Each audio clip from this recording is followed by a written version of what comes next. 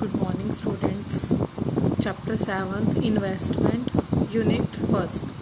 ठीक है, ਇਹ 'ਚ ਤੁਹਾਡਾ ਇੱਕ ਹੀ ਟੌਪਿਕ ਹੈ ਕਿ ਨਿਵੇਸ਼ ਨੂੰ ਪ੍ਰਭਾਵਿਤ ਕਰਨ ਵਾਲੇ ਤੱਤ ਸਿਲੇਬਸ 'ਚ। ਠੀਕ ਹੈ, ਇਸ ਕਰਕੇ ਥੋੜਾ ਨਿਵੇਸ਼ ਦੇ ਅਰਥ ਪੜ੍ਹ ਲਓ। ਨਿਵੇਸ਼ ਦੀਆਂ ਕਿਸਮਾਂ ਦੋ ਨੰਬਰ 'ਚ ਆਉਂਦੀਆਂ ਹੁੰਦੀਆਂ, ਤੁਸੀਂ ਆਪ ਰੀਡ ਕਰ ਲਿਓ ਇੱਕ ਵਾਰ।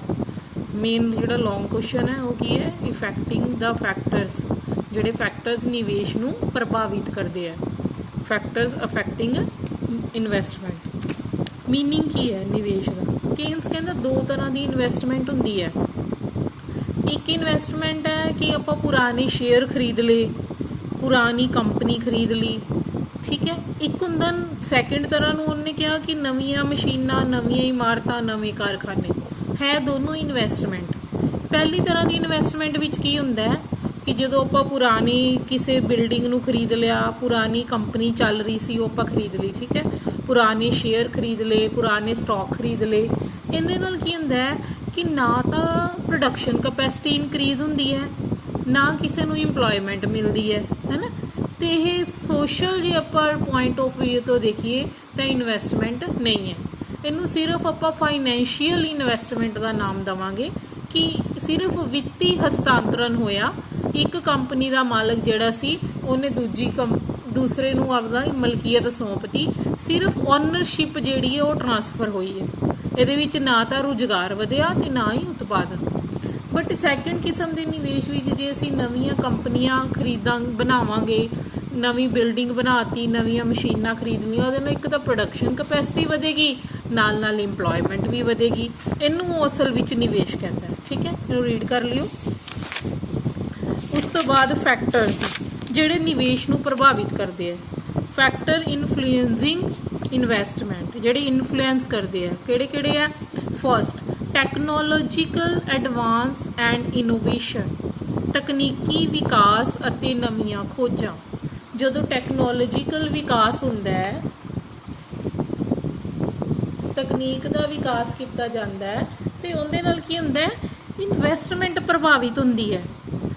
क्यों? क्योंकि नवी नवी तकनीक नाल किरत बचत, पूंजी बचत, मशीनां दा विकास होगा, है ना।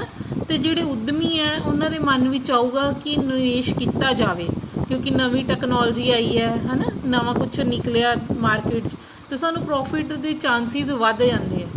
ये चीज़ की होगी? इन्वैसटर्स नू इन्वैसट करन लई इन्फ्लुएंस करेगी। Second, discovery of natural resources, कुदरती साधना की काढ़, जिवें खनिज हो गया, पैट्रोल हो गया, नवीं तकनीकां। जदों इन्हां दी काढ़ होएगी तां भी निवेश वधेगा, क्योंकि खनिज पैट्रोल आदि कड्ढण लई किन्नी इन्वेस्टमेंट करनी पैंदी है।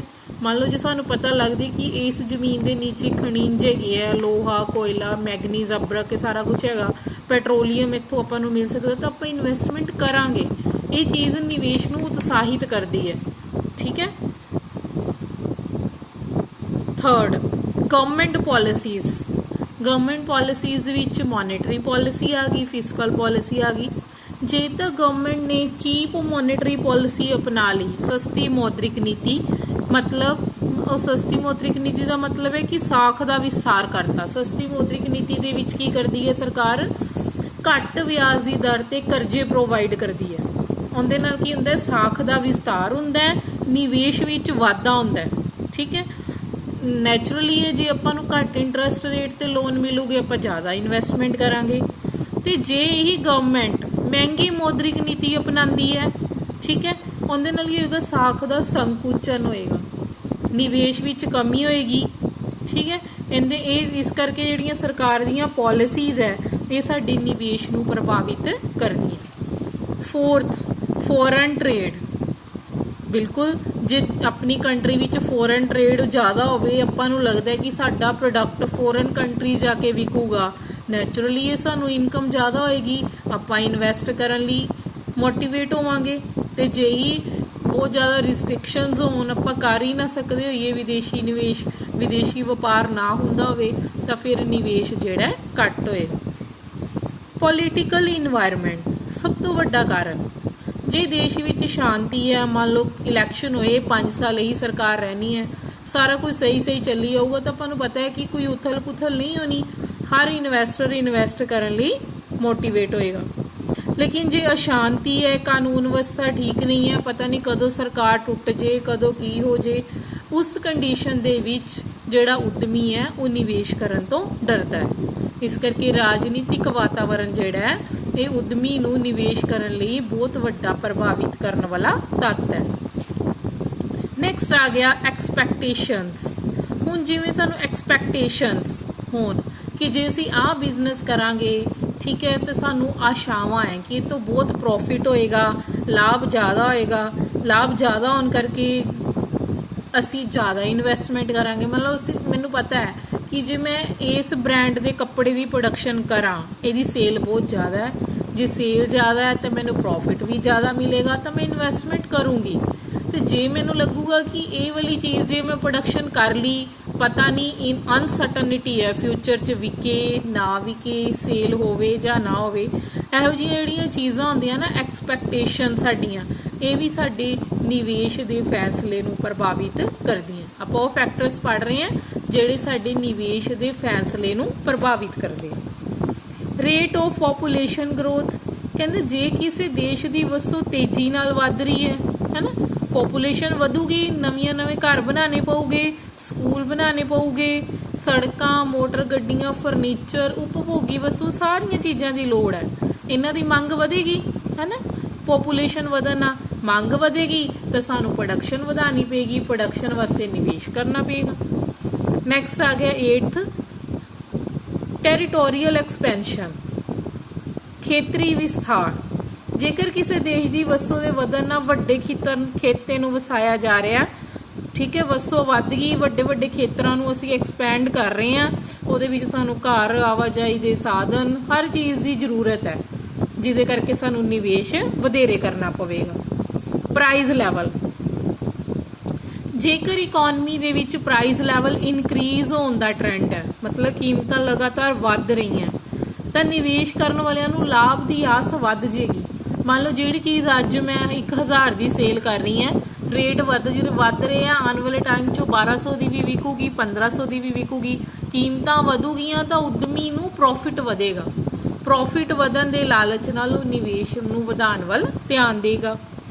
मार्केट स्ट्रक्चर, जे मार्केट जिहड़ा स्ट्रक्चर है, बाजार का ढांचा जे पूਰਨ मुकाबले वाला है, पूਰਨ मुकाबले च आपां की करते हैं, लागत घट करके नवीं लागत घट ते क्वालिटी वधिया, ये कोशिश हुंदी है जदों पूਰਨ मुकाबला होवे ना, परफेक्ट कॉम्पीटिशन अपना किसी होर कंपनी दे नाल, आपां कहांगे कि साडी कोस्ट घट तो घट होवे, प्रोडक्शन वधिया तो वधिया होवे, उहदे लई असीं की करांगे, नवीं टैक्नोलॉजी, नवें तरीकिਆਂ नाल उत्पादन करन दी कोशिश करांगे, उहदे लई निवेश सानूं वधेरे करना पवेगा। अवेलेबिलिटी ऑफ फाइनांस, निवेश ते वित्ती प्राप्ति का भी असर हुंदा है, जिवें अंदरले साधन ते बाहरले साधन दसिया। जेकर किसी फर्म के कोल अंदरले साधन भाव किसाई लई रिजर्व फंड बचे होया लाभ वधेरी मात्रा च है, तो निवेश वधेरी मात्रा विच कर सकेगा, ठीक है, वो को पहला ही पे होया रिप्लेसमेंट फंड वगैरह, तो ज़्यादा निवेश करेगा। जे किसी कंपनी कोई फंड घट है तो घट इन्वेस्टमेंट करेगा। नैक्सट किरत बाजार की हालत, किरत बाजार विच मीनस लेबर मार्केट जे काबिल है, ट्रेंड है, पढ़े लिखे है तो एजुकेटेड है, तो उहदे विच की होएगा, किरतियां ते मालकां दे विच संबंध जिहड़े शांतिपूर्वक रहणगे, हड़तालां घट होणगीਆਂ क्योंकि पढ़े लिखे टेबल ते बैठ के अपनी प्रॉब्लम सॉर्ट आउट कर सकते हैं, तो निवेश ते चंगा असर होएगा, तो निवेश वधेरे होवेगा। पूंजी का वर्तमान स्टॉक, किसी अर्थव्यवस्था विच पूंजी के वर्तमान स्टॉक का भी निवेश ते असर पैंदा है। जे पहला ही पूंजी स्टॉक बहुत ज़्यादा पिया है, प्रोडक्शन कैपेसिटी ऑलरेडी बहुत ज़्यादा है, तो निवेश घट किया जाएगा। जे ये घट है सारा कुछ, ठीक है, पूंजी स्टॉक भी घट है, तो एक प्रोडक्शन कैपेसिटी होर वधाई जा सकती है, सानू लगता है, तो आपां फिर इन्वेस्टमेंट वधा देवांगे। एग्रीगेट डिमांड, जे लगातार मंग वधदी रहे तो साडा निवेश भी वधदा रहिंदा है। 15th पॉइंट है factor influencing investment in public sector, public sector विच किहड़े फैक्टर जिहड़े इन्फ्लुएंस करते हैं, सार्वजनिक खेतर विच निवेश की प्रेरणा देश की क्यों करते हैं, आपां जिहड़ा पब्लिक सैक्टर इत्थे इन्वेस्टमेंट क्यों करते हैं, जदों कंट्री की सुरक्षा का मैटर होवे, आर्थिक विकास होवे, ਕੁਝ ਸੋਸ਼ਲ ਵੈਲਫੇਅਰ ਹੋਵੇ। ਇਹਨਾਂ ਮੋਟਿਵਸ ਨੂੰ ਧਿਆਨ ਵਿੱਚ ਰੱਖਦੇ ਹੋਏ ਆਪਾਂ ਪਬਲਿਕ ਸੈਕਟਰ ਵਿੱਚ ਇਨਵੈਸਟਮੈਂਟ ਕਰਦੇ ਹਾਂ। ਮਤਲਬ ਜਿਵੇਂ ਬੁਢਾਪਾ ਪੈਨਸ਼ਨ ਹੋ ਗਈ ਹੈ ਨਾ, ਜਿਹੜੇ BPL ਕਾਰਡ ਹੋਲਡਰ ਹੈ, ਬਿਲੋ ਪਾਵਰਟੀ ਲਾਈਨ ਕਾਰਡ ਬਣਾਏ ਜਾਂਦੇ, ਰਾਸ਼ਨ ਕਾਰਡ ਉਹਨਾਂ ਨੂੰ ਰਾਸ਼ਨ ਦਿੱਤਾ ਜਾਂਦਾ, ਉਹਦੇ 'ਤੇ ਜਿਹੜਾ ਉਹ ਖਰਚਾ ਕਰਦੀ ਇੱਕ ਤਰ੍ਹਾਂ ਦੀ ਇਨਵੈਸਟਮੈਂਟ ਹੈ। ਉਹ ਕਿਸ ਚੀਜ਼ ਨੂੰ ਪ੍ਰਭਾਵਿਤ ਕਰਦੀ ਹੈ ਇਹ ਵਾਲੀ ਇਨਵੈਸਟਮੈਂਟ, ਕਿ ਦੇਸ਼ ਦੀ ਅਸੀਂ ਕਿੰਨੀ ਕੁ ਸੁਰੱਖਿਆ ਕਰ ਰਹੇ ਹਾਂ, ਕਿੰਨੀ ਕੁ ਆਰਮੀ ਲਗਾਈ ਹੋਈ ਹੈ, ਕਿੰਨੀ ਕੁ ਜਲ ਸੈਨਾ ਹੈ, ਥਲ ਸੈਨਾ ਹੈ, ਵਾਯੂ ਸੈਨਾ ਹੈ, ਉਹਦੇ 'ਤੇ ਅਸੀਂ ਕਿੰਨਾ ਖਰਚਾ ਕਰ ਰਹੇ ਹਾਂ। ਉਹ ਖਰਚਾ ਸਾਡੀ ਇਨਵੈਸਟਮੈਂਟ ਹੈ। ਆਰਥਿਕ ਵਿਕਾਸ ਲਈ ਅਸੀਂ ਕਿੰਨੀ ਇਨਵੈਸਟਮੈਂਟ ਕਰ ਰਹੇ ਹਾਂ, ਸਮਾਜਿਕ ਕਲਿਆਣ ਵਾਸਤੇ ਕਿੰਨੀ ਇਨਵੈਸਟਮੈਂਟ ਕਰ ਰਹੇ ਹਾਂ। ਇਹ ਸਾਰੇ ਫੈਕਟਰ ਸੀ ਜਿਹੜੇ ਸਾਡੇ ਨਿਵੇਸ਼ ਨੂੰ ਪ੍ਰਭਾਵਿਤ ਕਰਦੇ ਆ। ਇਹ ਸਾਰੇ ਫੈਕਟਰਸ ਦੇ ਹੈਡਿੰਗ ਅੱਛੀ ਤਰ੍ਹਾਂ ਲਰਨ ਕਰਕੇ ਲਿਖ ਕੇ ਦੇਖਿਆ ਕਰੋ ਬੇਟਾ।